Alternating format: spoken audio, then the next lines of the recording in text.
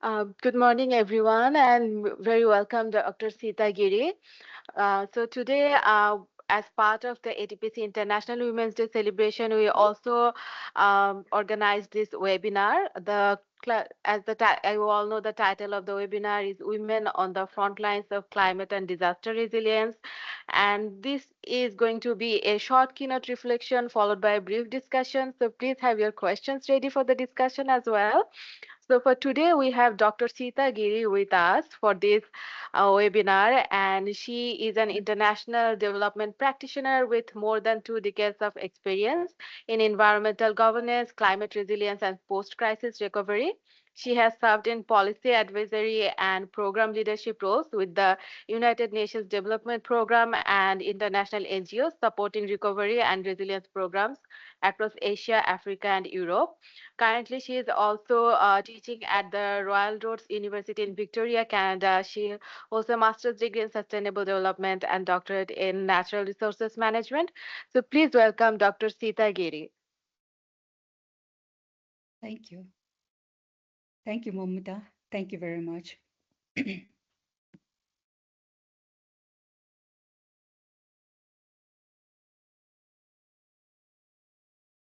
Thank you. Thank you very much for the introduction. Very good morning to everyone online and in ADPC office in Bangkok. It's an honor to join you on this occasion of the International Women's Day. This week across the world, we celebrate women's achievements, but it's also a time to pause, reflect, express gratitude to the incredible women around the world, and some of you there at the ADPC office sitting and listening, who have given their time, effort, energy, and some have given lives in the front line of crisis. I have personally witnessed during the Ebola outbreak in West Africa, during COVID-19 in Bangladesh. It's the local women and men who are in the front lines. But in the context of disasters and climate change, celebration must also be accompanied by reflection, because disasters do not impact societies equally, and neither does climate change. And that's why we're here talking about how women in the front lines are promoting climate and disaster resilience. When a cyclone makes landfall, when a river floods, when a landslide cuts off a mountain road, the hazard may be natural, as you're aware, but the impact is deeply social. It reflects pre-existing inequalities: who owns the land, who controls income, who makes the decisions, and who carries care responsibilities. Globally, evidence also from the field that we have seen, and I'm sure many of you who have been in the field have witnessed, women often face disproportionate risk during disasters. Yet the same women are also the first to respond, managing evacuations at the household level. We've seen during cyclone in Bangladesh and other countries, safeguarding children and elders, protecting food stores, conserving water, and rebuilding livelihoods. Now, let me present some of the global facts and figures. I'm sure many of you who are in this field are already aware, but just to kind of reflect on that. Next slide, please. Women and children are up to 14 times more likely to die in disasters than men in some contexts. Next slide, please. Women represent 80% of people displaced by climate-related disasters. Next slide. Women make up 43% of the global agricultural workforce, central to food and climate resilience. And particularly in the mountain region, the Himalayas, this is very much the case. With the men migrating to urban areas or even sometimes out of the country looking for opportunities. Women produce up to 80% of food in developing countries, making them critical actors in climate adaptation and food security. But we also see that climate change could push 148 million women and girls into poverty by 2050. So these numbers tell a powerful story. Climate disasters are not gender neutral. Women faced disproportionate risks due to unequal access of resources, land, decision-making. Yet these same women are farmers, first responders, caregivers, community leaders, like some of us already in our own community and countries. And when women are empowered, resilience multiplies. And I'm very pleased to share with you here some of the experiences I've had. Fortunately, I've been in the front lines and I've had opportunity to participate in several assignments from Asia Pacific to Africa. So I'm happy to share that experience with you. Next slide, please. That slide on why women are disproportionately affected.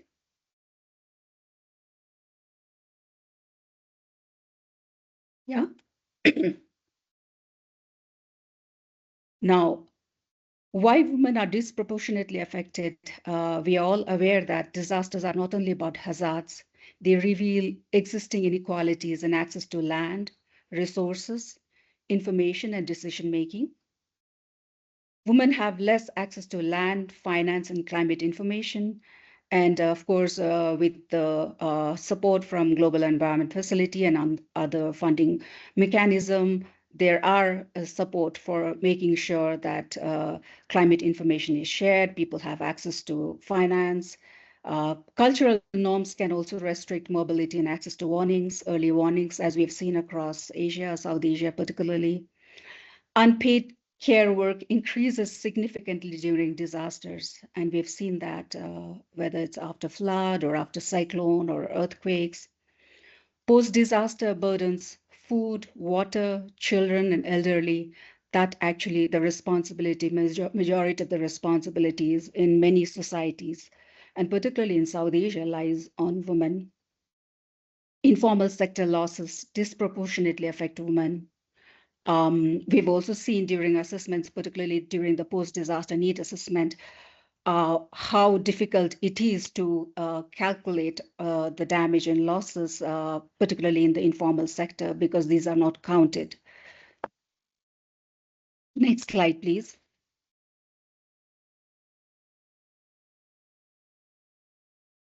Even then, despite all the challenges, women are leaders of climate and disaster resilience. Women are not just victims of climate disasters, are critical agents of resilience. Women are the first responders at household level that we talked about. They manage evacuation, food storage, water security that we particularly see in the mountain region, the Himalayas. Informal community networks are often women-led. Guardians of seed diversity and food systems, again, in the mountain region, we've seen that very clearly, but they are also key actors in post-disaster recovery. In the mountain region, many of us are from Nepal, Bhutan, part of India, north part of India, Pakistan, China. Across the Hindu Kush Himalaya region, 240 million people live in the mountains, and 1.65 billion downstream depend on the Himalayan ecosystem. Mountain women's stewardship of land, forests, and water is therefore critical to regional climate resilience. In the Himalayan rural areas, women contribute up to 70 to 80% of agricultural labor due to male migration. And I'm sure you're familiar with this, even in Bhutan, and I'm sure Nepal and other countries, we have many young youth, young boys particularly, moving out of the communities. And we have serious issues actually also in the northeast part of Bhutan, where the nomadic yak herders, the youth, even from the remotest places, are now moving out to urban areas, to the capital, or even to Australia, Middle East in search of jobs and employment and better life, leaving the burden again on the girls and the women in the villages. Women manage terrace farming, livestock, and seed preservation. Next slide, please. Do we have the last slide? Okay. I can't see the screen, so it's a bit difficult for me to synchronize. But yeah, so the last, second last slide, let's say, is the question is no longer now whether women contribute to resilience. The question is whether our institutions recognize and enable this leadership. And I'm grateful to ADPC for giving me this opportunity to share my experiences, maybe during the Q&A session. And this year's International Women's Day theme is Give to Gain. Now, here's a question for you and those who are online, maybe who are not in the, I can't see here on the screen. Now, what's one thing our institution or ADPC, let's say, could give differently? What leadership opportunity could we redistribute? What do we still, where do we still default to women as beneficiaries rather than women as leaders? I think this is a question for ourselves, our institutions, and the work that we do every day, time to reflect. And I would like to pose these questions to you and to hear your questions and maybe respond and have a discussion. Thank you.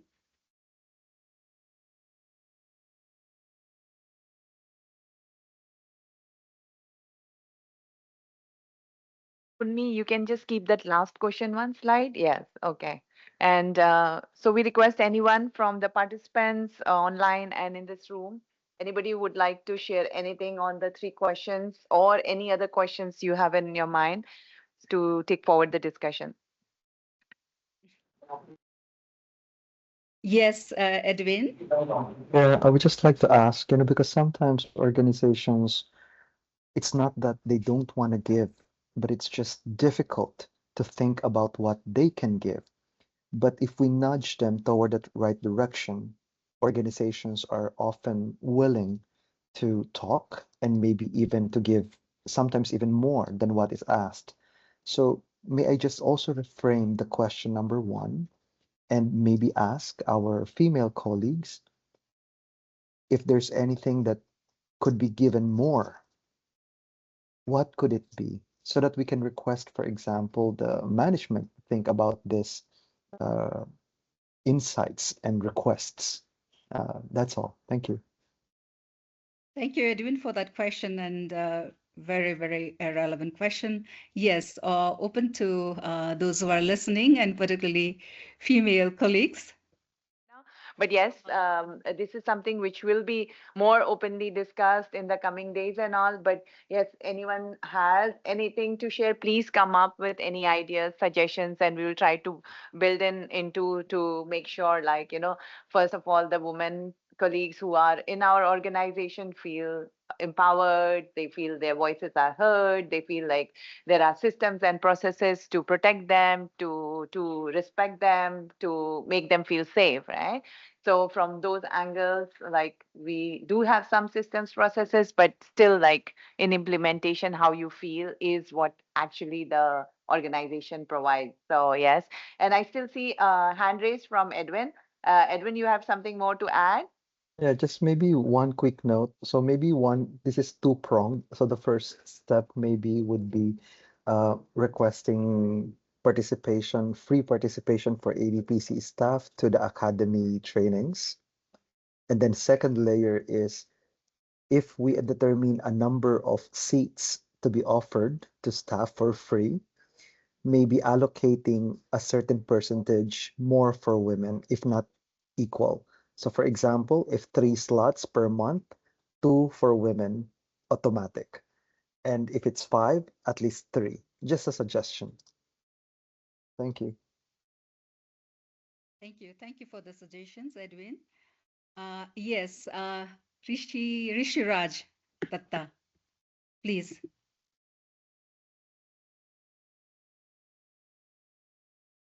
Yes, Rishiraj. Or probably I was muted, sorry. Yeah, thank you very much for your presentation, and it was quite insightful. One of the things I was just looking at, because you have put these three questions, and I would like to kind of, because we are talking from our perspective as well, ADPC, because most of the staff that we have in our institution, they work in different domains and also in different, what you call environments. So particularly in the context of women, if I look at your third questions, which is more to do with where do we still default to women as beneficiaries rather than women as leaders, right? So maybe I would love to hear from you as one of the other question, which will be a supplementary to this question, which is on what barriers basically limits women participation and leadership when it comes from the perspective of resilience initiatives. And how do you foresee the type of actions that needs to be taken so that we can better support them and empower them? So that's a supplementary question to your third question. Thank you. Thank you. Thank you so much, Rushiraj, for that very, very important question. Yeah, I didn't really go much into barriers, but definitely, perhaps maybe any of the female colleagues would like to respond to the barriers and actions to be taken, and I can go later. Thank you, Sita, for your presentation. I actually will not focus so much on the barriers, but we also have to understand the international landscape of how the projects are, the opportunities are there at the moment. I am speaking mostly from the perspective of the donors. That how many projects actually will focus on women-led, large funds projects. So we usually see that the gender part is a cross-cutting sector. But having said that, it doesn't mean that, if it's a women-led project, it necessarily doesn't only target women. It's the whole community, it's the whole society that has to be taken into consideration. So I think that's one area of influence that different stakeholders, influencers should focus on is the financing part, how donors respond to this particular challenge, and are they willing to fund these big projects, because institutions like us run through projects, and we also depend on the opportunities they create for us. So that would be my point to this.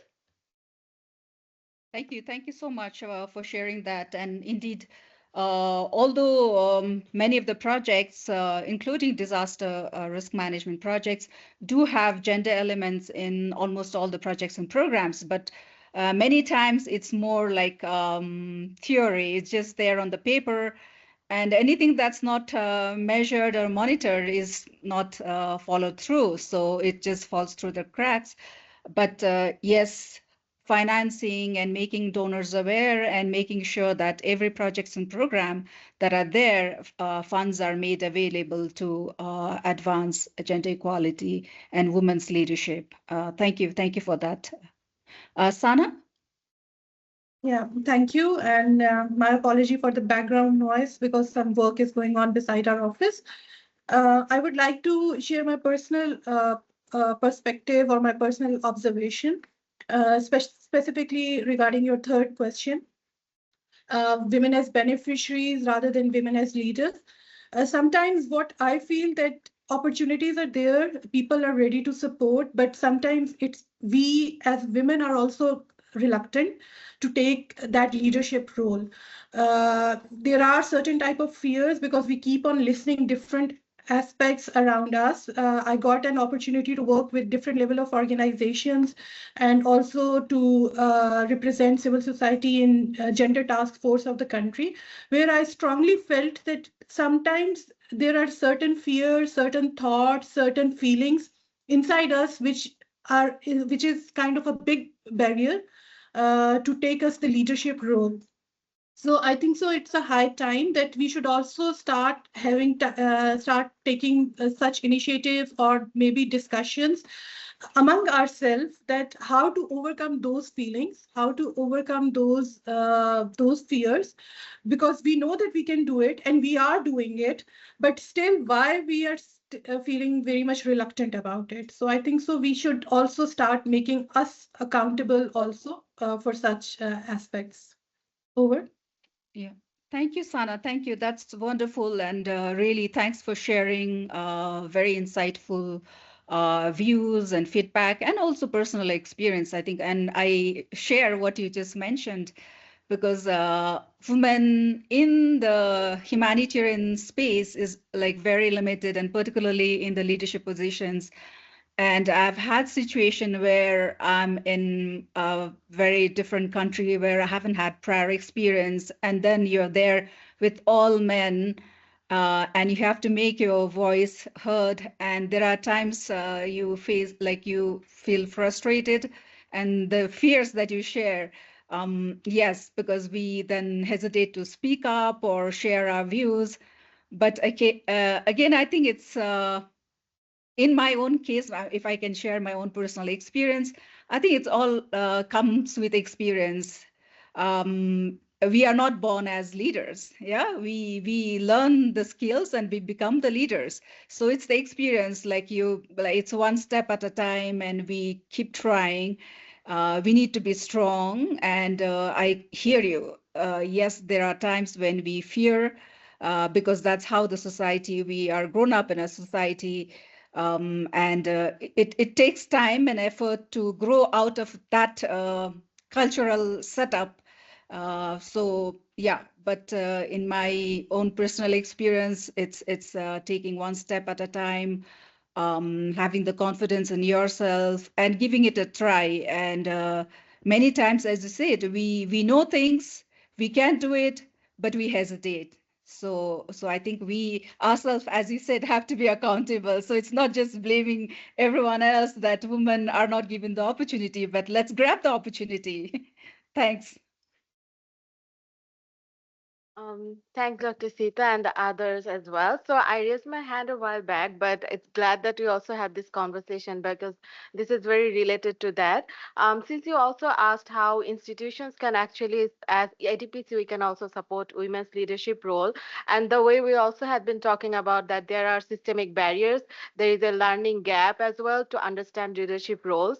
And we see in different organizations nowadays having this kind of leadership trainings, especially for women. Um, uh, la- Women women in leadership capacities are not seen as we would like to see, and we see that there are so many systematic gaps are there. That, as you said, leadership roles are something that we learn, not something that we're born with. And as women from our traditional and cultural background, even if there is none, we learn how to suppress our voice, or being overcritical about ourselves, where leadership roles often learn whether they're being assertive or not. We often criticize ourselves more, whether they're thinking we are too bossy or not, whether we're getting too many limelights or not. I mean, there are going back and forth, and there are so many responsibilities that are not shared responsibilities yet. So women struggle more, and there are actually leadership trainings.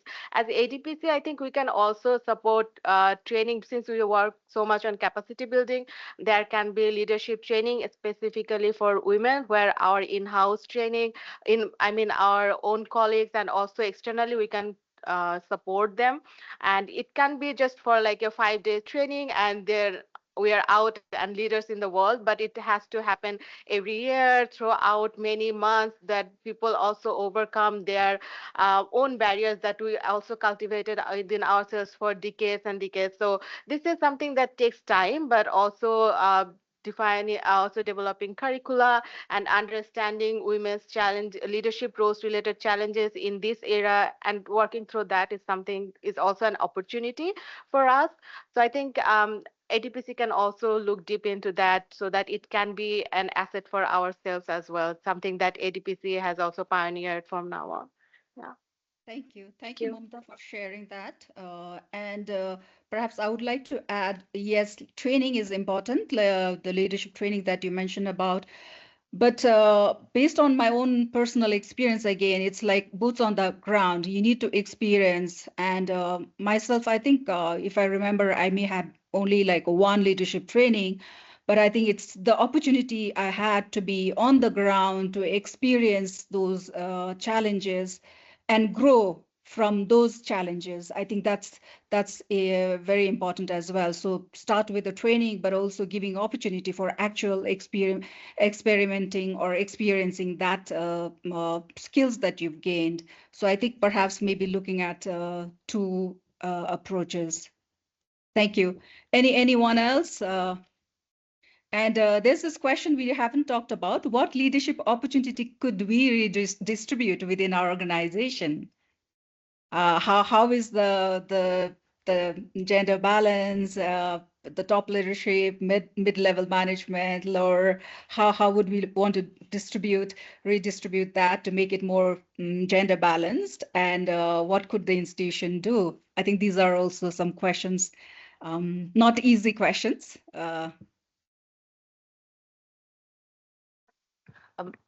Dr. Sita, I have a question related with our all these three questions. So, in your experience, you have like worked in different countries with different organizations. So, is there any like your own personal experiences where like people with whom you worked and how they helped you to move ahead where you are, or organization systems which like you found like very good, which like you would like to share? So anything which from your experience you can also share would be good for us also as a learning tips, like, okay, like there are these kinds of different practices which you felt like was supportive, because yes, we will try from our side to be like come out of our doubt, be empowered and self proactive steps, but also sometimes like even if you do that but the system and structures are such that it pulls you down, then you cannot move. So would just like to hear from you, like certain people with whom you work, their behaviors which helped you, and certain organization systems or processes which you would like to share, which can be helpful. Thank you. Thank you. Thank you. That's a very important question. And yes, I mean, you and I, we've worked with UNDP, with the UN organizations. I also did a lot of assignments with the UN Resident Coordinator's Office. I mean, organizations, even though these are international organizations, at the end of the day, it's about people. Yeah, it's the people who work in those organizations. And my own experiences, I mean, it shouldn't be the way because it's an institution, there are rules and regulations, policies, but at the end of the day, your supervisor matters the most. I mean, my personal experience. Uh, Places where I had supervisors who were really supportive, empowering, I was able to go do beyond, much more beyond my terms of reference, because I had that confidence that even if I fail or I make mistake, my supervisor will understand me. And that's not the case in situations where I don't have supervisors who are very supportive or empowering. That's one. So the other, I have been fortunate in some of the cases, some of the country assignments. I've had very, very good supervisor, very supportive, and they are my mentors. Even now, like I'm taken early retirement from the UN, but still I'm in touch with them, and they have been my mentors. And I feel like the growth I've had, because they supported me, they pushed me. There are times when they pushed me to do certain things, which, as you said, like I feared. Yeah, I didn't have the confidence, but they said, "Oh, you can do it. Don't worry." And they like put me in very challenging, difficult situations, assignments, which was very complex. But then I was fortunate, somehow I was able to do it well, and that credibility kept adding. And I'm on the surge roster now, express roster, UNDP's a consultant roster. And whenever there are requirements of country offices that that match my expertise, they would like write to me asking for availability. But it's that opportunity I was given by some of my mentors and my supervisors. So my own experience, of course, there's the HR, and Munji, you have been like managing the HR in UNDP Nepal and also other situations. I mean, there are rules and regulations, there are policies, but at the end of the day, I feel like there are systems in place to support, but in my personal experience, there's nothing more important and significant impact more than your immediate supervisor. It's not even the head of the institution or head of the organization. It's your immediate supervisor whose support and empowerment really matters a lot. That's my sharing from my own experience. Thank you, Dr. Giri. I think I have one question, which is moving beyond the organization. So you also had a lot of field experiences, I believe, and you may have worked in different contexts with different communities. So my question is, do you see any cultural sensitivities in different contexts when, when international organizations or local organizations are working with women? And what are the different approaches that you follow or you see that work on the ground, and maybe some approaches that do not work on the ground? Thank you. Could you please repeat the question? Sorry, I missed the first part. My question was that the first part was moving beyond the organization. So you must be having a lot of field experiences and in different contexts. So when international organizations or local organizations are implementing projects or working with women on the ground, uh, n- knowing that there are different cultural sensitivities in different contexts, so which approaches work and which approaches do not work? Thank you. Okay, okay. Yeah, yeah. Yes, I think, yeah, an important question, particularly talking about cultural sensitivities and particularly in the case of disaster management, climate resilience. Any work that we do, any country we are based in, we have to, first of all, understand and respect the local culture. And we have to make sure that we are not going against the local norms. Of course, there are again boundaries.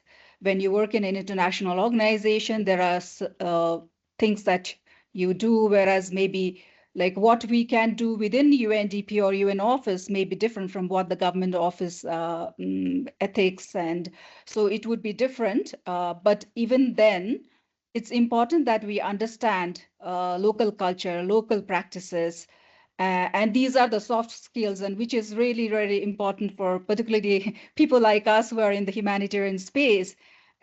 Every country you go, you have to make sure you understand about the country before you go, understand about the culture, local, the societal norms, so that you can work with the group. Because at the end of the day, we are not there as individual performing, we are performing as a team. And how do we understand each other's cultural norms and backgrounds so that we're able to work together? And you talked about empowering women or women's group, working with women's group. There are times you feel like something is not right, but if the local communities, the local women feel that's the right approach, we have to be very sensitive to that. So that's one thing I would say, and we have pursued. Two, the gender norms, it evolves over time. I mean, I can see, for example, myself, like, I mean, how my grandmother lived, her relationship within the family, or my mother's time and my time, and maybe now daughter's time, it will be completely different.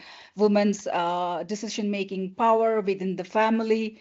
And the same thing, similar also in the societies, the situation changes, situation evolves. It evolves with education, understanding, experience, and also financial empowerment. My own experience, again, I would say financial security, financial economic independence is one of the most important element when we talk about gender equality, because when you don't have to ask someone to meet your daily needs, to meet what you need, the whole dynamics of your decision making, your leadership, your position within the family, the household, and the society changes. So that's really, really important. So while we talk about programs, projects, and also working with women, making sure we have economic empowerment component in the work that we do is very, very critical, because otherwise we'll be just talking. It's noise. We are not actually making an impact. And I'm talking from my own experience, because I mean, I have seen, like, my grandmother, my mother, myself, and my daughter, the fourth generation, like how things have changed. And I think each of us can make that change. Sana, over to you. Yeah, because this was really very interesting question and the response as well, because I also feel same.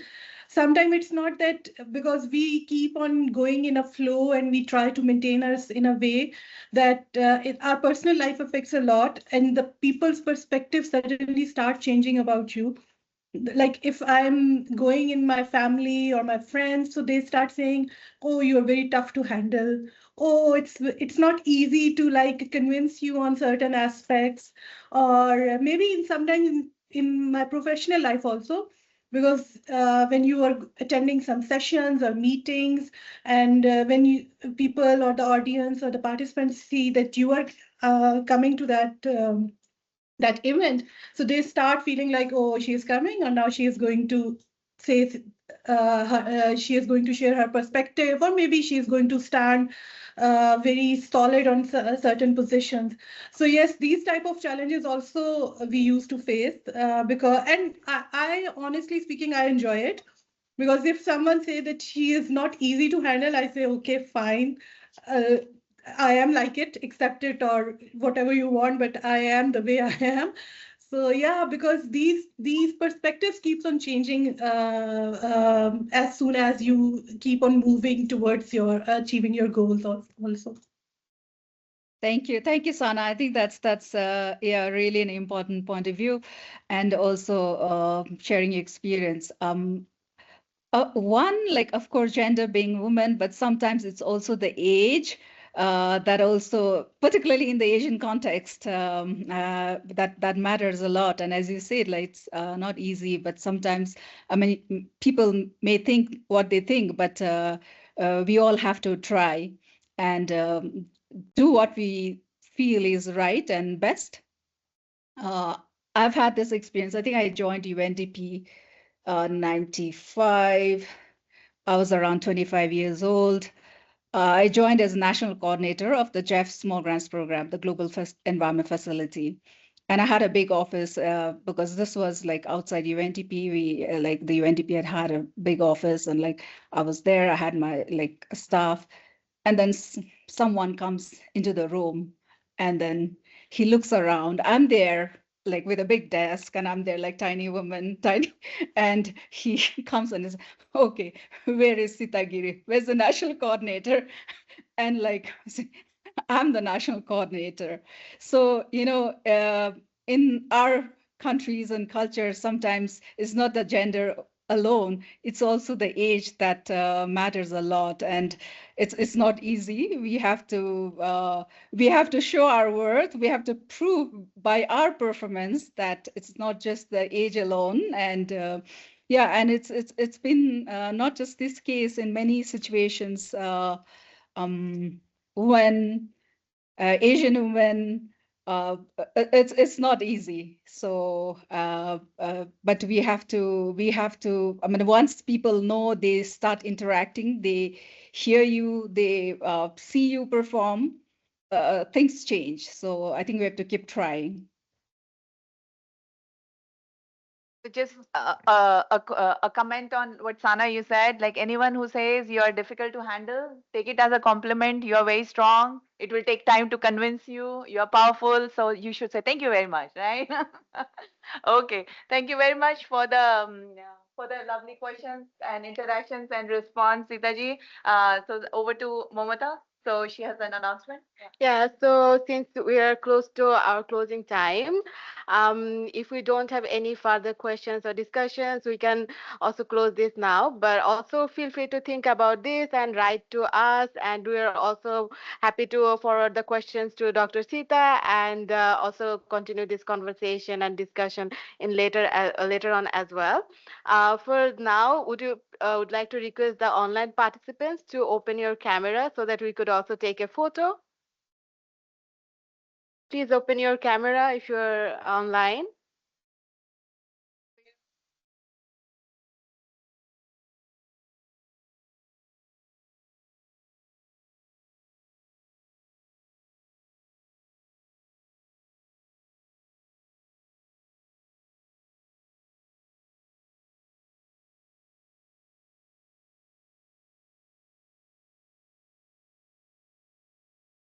And we look this side. Okay, we look this side. Sorry. Momota, we can't see you. Different screens, huh? Okay, Kunmi? Yeah. Thank you. You can see everyone? Oh, yeah. You can? Thank you. Momota, I think Momota, we can't see. Yeah, Oh, Momota is Momota sitting. is here, so she's here. But you want to put on? Okay. Okay, sure.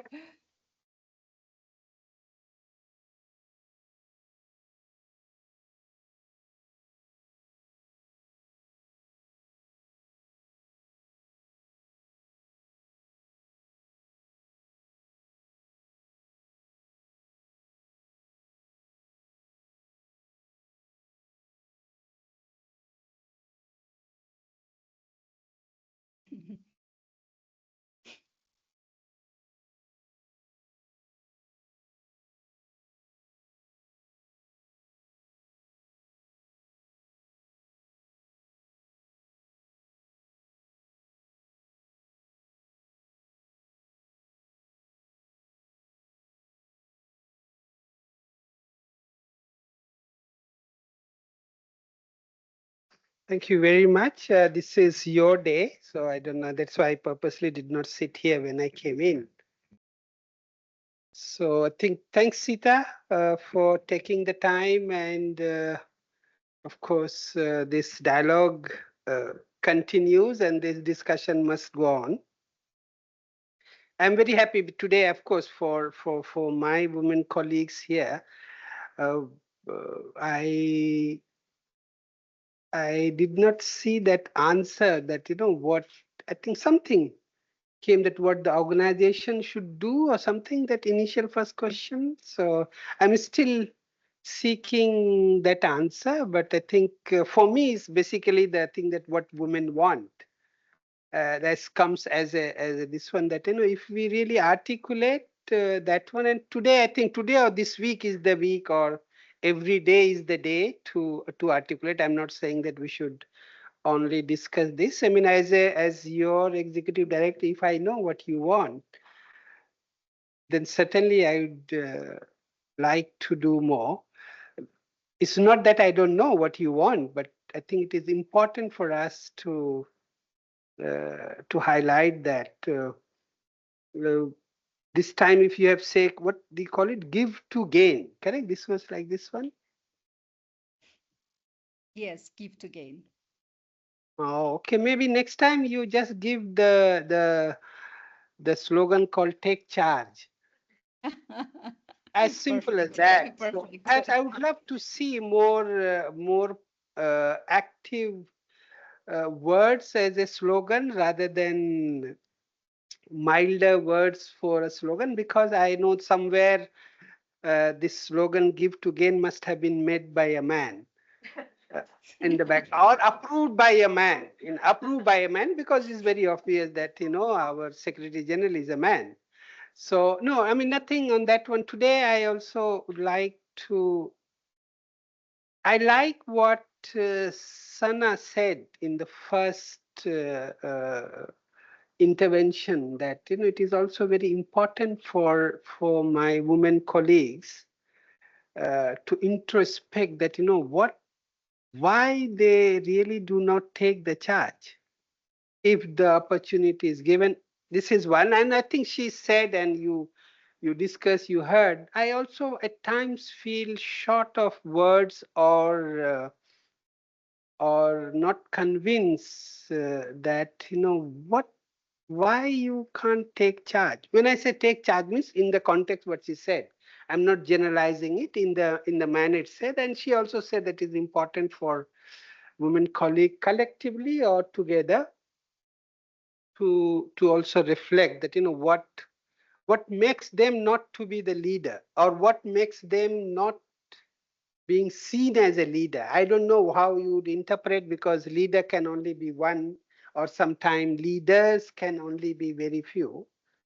But today, of course, is an important time. I think last couple of days, or about few weeks, my colleagues, women colleagues particularly, were preparing for this. And then there are, I think, some more is coming, or there. I really highly appreciate. I like this kind of thing, not just because that this is an what we call event to take, but these are important things, and I hope that you continue deliberate, you continue make it.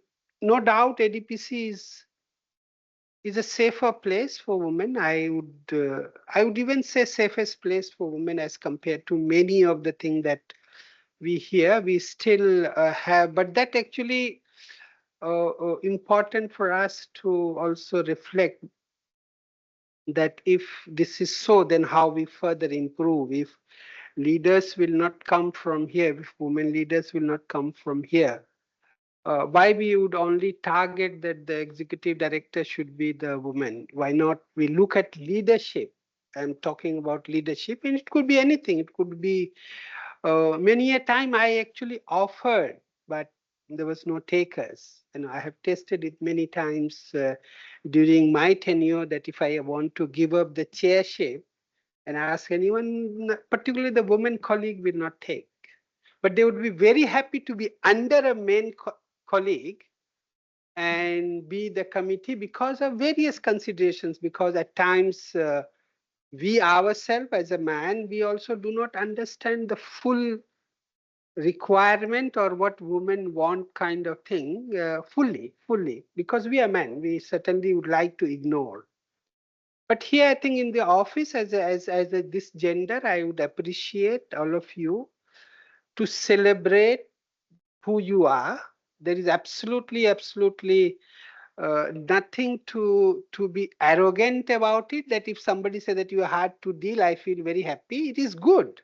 Like, for example, I have somebody in my house who she simply feel that, you just consider me difficult. Because if you consider me easy, then you will take advantage. But it's a good way, because that actually comes from the insecurity that the person has gone through over the period of time or the age, and then puts that one. But I'm not saying that is wrong. That's good as well. Defense, self-defense is a good defense. But for all of you in ADPC, both who are here and both who have joined online, both in the office here and outside, I think I'm the one who would like to be with you in your celebrations. And if anything that I can contribute for you to be happy, to you to be what we call motivated, or you to be the leader. Certainly until the time my contract is there, you won't be able to send me out. But yes, why don't we aspire that higher positions should be there? And that comes with responsibility and my challenge. And I have been discussing with the committee people whenever they come. Women or this particular gender does not belong to a hierarchical category. All of us are equal. When I say it's not about an I5 versus L2 or L3, it's all about who we are and what individually we contribute. I think it's already over the period of time. But yes, this particular event is very important, and I'm really thankful for all of you to join. But let's not stop. Do smaller thing. Now I think you have to constitute the Gender and Diversity Committee, and now it has been brought to the jurisdiction of the men. So let the men take charge, because I saw email communication originated from female, and now it has come to male colleagues to decide how the committee should look like. I have seen that communication, because when I'm referring this one, take it in a manner that this is how it happens. But I certainly, if it comes to me, I certainly would like to make the same committee who was organizing this this event as a Gender and Diversity Working Committee. I will not go for select this, select that, because it's all about who is available, who really would like to contribute. This is not about what hierarchy. It's not also about me or Piranan or somebody who holds position where there is a responsibility. So I would be happy, and anything, anytime you do something together. But just believe one thing, that humbleness hate does not help, has not helped anybody. Hating has not helped anybody. So if you hate another gender, it does not help. Arrogance has not really conquered anybody. You see currently what's going on. It's impossible to win. So my suggestion is that by being in Thailand, the good thing is about being humble. This is what I learned from this country, and every time I give the example. Despite various challenges, you see this call as a land of smile. In reality, they have very hard shape, but still they call it land of smile. So I think since we are here, we take that virtue, and thank you very much for all the male colleagues to help shaping this event. Thank you everyone to participate. Be good both at home and at in the office. Thank you very much. Thank you. Thank you, Dr. Sita. With that, we would like to conclude today's session. And once again, thank you so much for joining us today. And we hope to stay connected in the future as well. Thank you. Thank you all. Thank you. Thank you. Thank you very much. Yeah, have a nice day. Bye. Bye. And have a good weekend. Thank you, and bye-bye.